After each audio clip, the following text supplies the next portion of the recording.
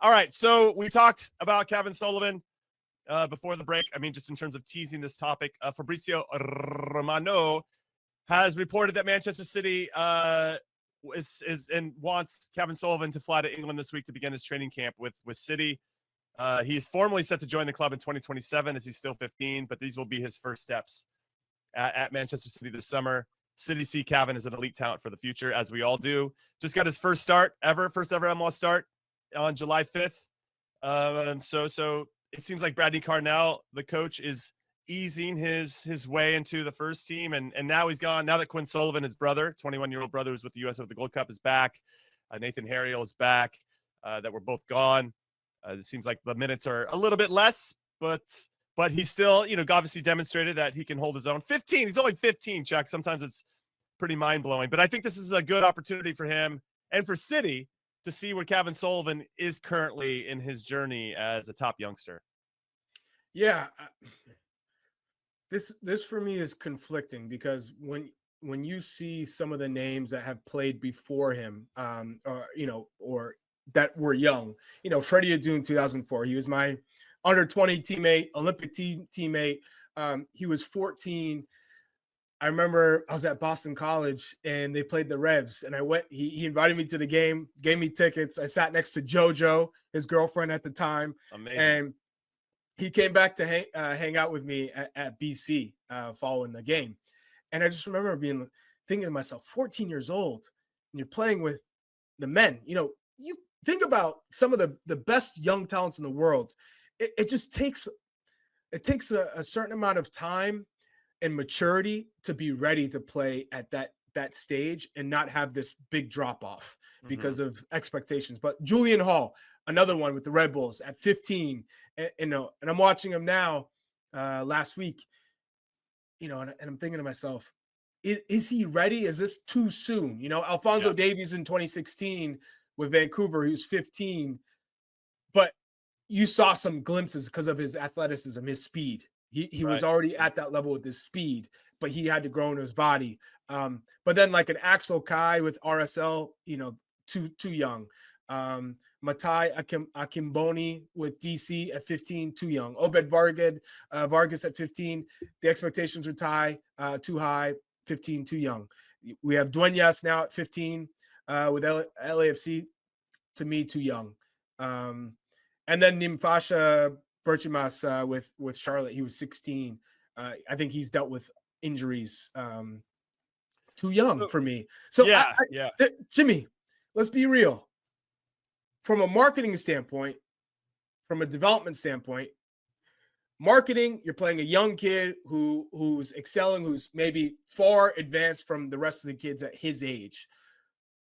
But to throw that kid at 14, 15, in some cases 16, into the deep end with the pros in official matches, I think is too soon. It is too soon. Okay, so I'm going to reference that. Yeah, I agree with you. Let me start there. But I'm going to reference that game he started against Nashville on July 5th, his first ever MLS start, making him the second youngest player to ever start an MLS game. Played 61 minutes. Philly lost 1-0. After the game, though, Bradley Carnell said this. He said, these experiences are good for Cavan, can also calm everybody down because there's a lot of hype around him, which obviously could be more. Which means he's not good enough. And I want to show you guys he's not ready. Not good enough. Yeah, that he's not good enough, which is fine. Fine.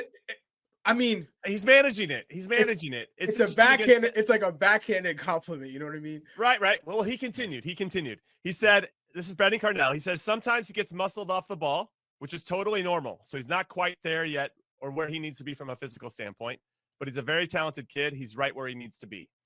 So yeah, I like those comments from Bradley Carnell.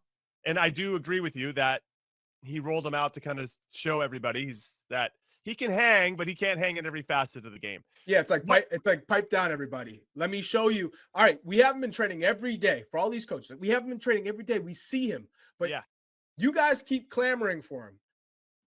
It could also be detrimental, no? For Cavan, for instance. You think I'm ready. You get your opportunity, and now you're getting muscled off the ball. The game's way too fast. Well, I'll say this: when I played against Freddy Adu, when he was, can I put air quotes around 14?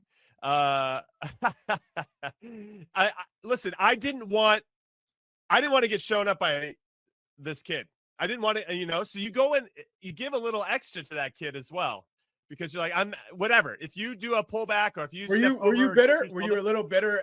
I wasn't bitter. I was just like, I didn't want to get shown up. No, but there are a number of players at that time, Jimmy, who were bitter because he was getting all the press and publicity as a young 14-year-old, and he's making 10 times more than you were at the time, right? So did you have that bitter? Did guys in the locker room have that bitterness? Or for sure, But okay.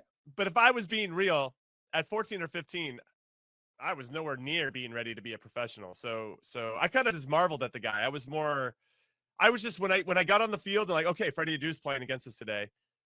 One, I knew that cameras were going to be on him, like unlike any other player, and so I didn't want to get shown up. I didn't want to get posterized, Right. So if he does get by you, you're just like, I'm going to foul him. And did whatever. you? Yeah, I mean, he's little, so it was hard to get my hand on him, to be honest. My big bear claw. So were you impressed like that? Yeah. I was impressed. Yeah, okay. Yeah, I mean, his center of gravity. See, Cavan Sullivan's not impressing any of these guys right now. That's my point. If you're saying Manchester City, remember, Freddie came in at 14. Yeah, he was already making MLS pros, vets look foolish before he came into the league. Which is when he came into the league, there were times where he did make you guys, because I'm going to put you guys because you were in that boat. Yeah, he made you look silly. And he was with DC. And now Cavan signed with Manchester City, and we're talking about Pep Guardiola's Manchester City, but he can't go till he's 18. But if you told me, pick one player on this field, there's one that's going to Manchester City, could you point him out? There's not a single person that would be like, oh, that's the guy. Right. No, I understand that. Freddie, you'd be like, oh, that's the guy. You know what I mean? Right. Yeah. Freddie did have some of that special sauce for sure. Right. What I'd say was it was just hard. He was good at finding pockets of space, and then he had a little bit of that burst. Like all of a sudden you step to him and he's pushing it the other way, and you just can't get close to Freddie. What I learned very quickly about Freddie is that he likes to beat you in 1v1 situations. Like he likes to show you up, a little bit of street ball kind of mentality. And so I knew if he got a little bit past me, and that gave him enough space to make the final pass or hit a cross or whatever he wanted to do, he would actually wait for me to catch up so he could beat me again. So I figured out Freddy Adu at some point, but yeah, I mean he was shifty. He was shifty, man. So to make everyone aware, this is a 14-year-old Freddy Adu playing on an MLS Cup winning DC United side. So top team, who I think for me, his problem was not that he came in too young, because he was beating everybody in especially when you're talking about under 20 to under 23, he was making everyone look foolish. Mm-hmm. Under 17 to under 23, any youth product, you're foolish. You're done. You're not even touching Freddie. You couldn't even tie his shoes. Now, pros at 14, he was making them look foolish, but he needed to be pushed because at times, this is where he made you look silly, huh? Right here. Maybe I don't remember any time that Freddie Adu made me look silly, but hey, we got to get Freddie on here because I can tell you he got the total 90s on. This is where Freddie was balling. He was balling. He was good. And so he should have been in. See, my problem with him is he should have been in Europe. And again, I don't know. Back then, the rules might have been different where he could have gone to an academy, because I think he needed to be pushed. In MLS, he was coddled too much. And that's what caught up with him. But I don't listen. I'm not going to speak about his family, but potentially both on and off the field. It seemed like when I don't know who he was surrounding himself with right off the field, but again, I don't think he was being pushed in the right way or being encouraged to be pushed, because he had the talent, and ultimately, especially now that we can look at his career in hindsight, he and I have some of my own, and I've shared the story before where he just wasn't pushing himself at a national team camp because he thought he had already made the team, and I marveled at that. Like, Bruce is giving you one last chance, and you're not taking this chance, and so.